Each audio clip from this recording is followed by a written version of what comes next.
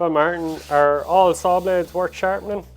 Yeah, most of them are to a degree, like the cheap throwaway ones, maybe one sharpen if you want to, but the likes of the Freud, the Camtech, DeWalt, Festool, the expensive blades, well worth sharpening, good quality blades. Yeah, something like this one here that we do offer the sharpening service. Collection is from our shop here on a Tuesday evening, with customer being able to collect a week later.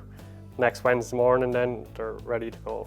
So if you have quality blades and if you're in doubt with the blades, why not bring them into us and we can look through the blades and tell you whether or not they are worth sharpening or not.